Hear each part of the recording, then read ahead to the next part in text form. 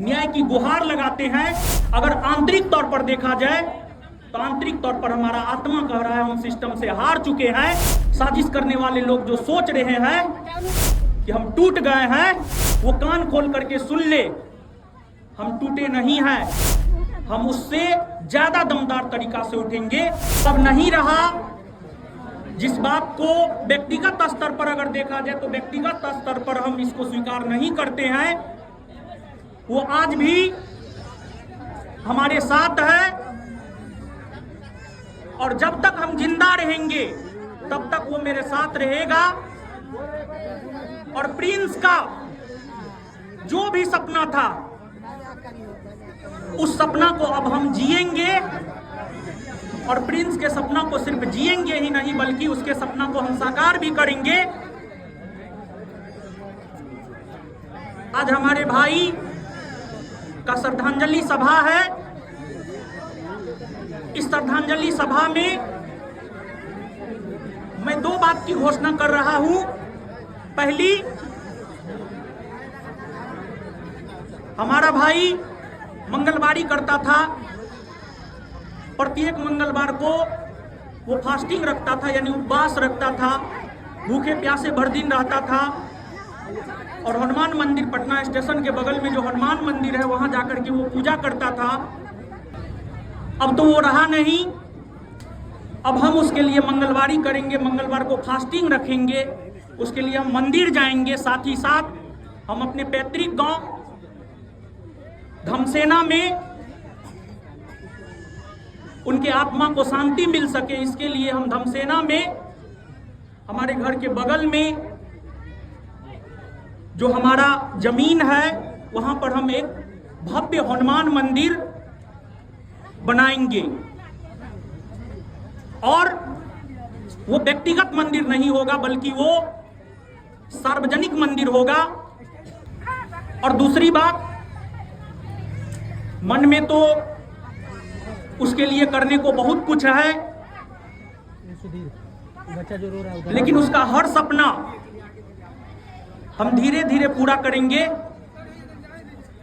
और आज हम अपनी तरफ से उसके लिए वस्त्र वितरण कार्यक्रम रखे हैं, जिसमें धमसेना गांव की जो भी जरूरतमंद असहाय महिला है, उसको हम वस्त्र प्रदान करेंगे। और सिर्फ इतना ही नहीं बल्कि प्रिंस एक समाज सेवी भी था। प्रिंस सैकड़ों नहीं हजारों लोगों को खून, ब्लड डोनेट करवाया था। वो स्वयं भी अपने जीवन में 4 से 5 बार ब्लड डोनेट किया था। जो बच्चा अपने जीवन में 4 से 5 बार ब्लड डोनेट किया था, उस पर तमाम प्रकार की आरोपें मढ़ी गई।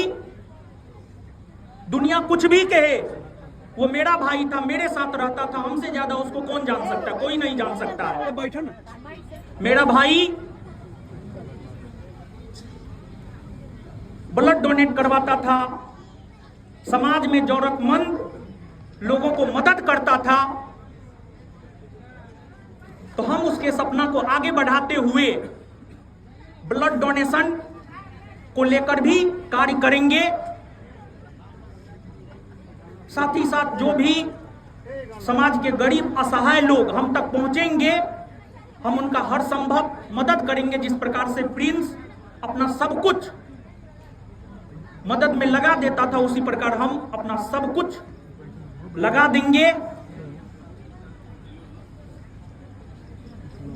मेरा भाई था, उसका बहुत लंबा चौड़ा सपना था।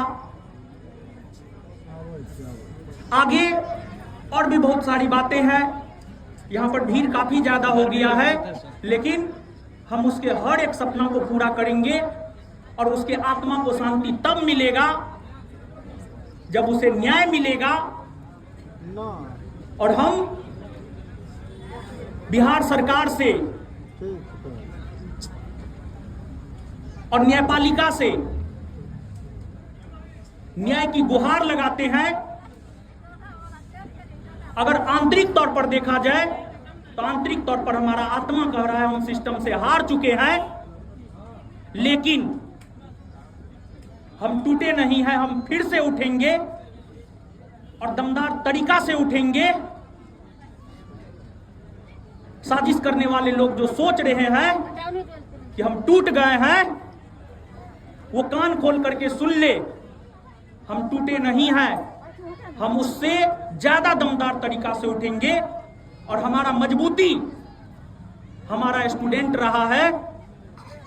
और जब हम 15 तारीख को जेल से बाहर निकले, उसके बाद हमें पता चला कि नहीं, सच में छात्र हमारे साथ है और उन छात्रों के वजह से ही हम फिर से उठ खड़ा होंगे। भले सरकार और न्यायपालिका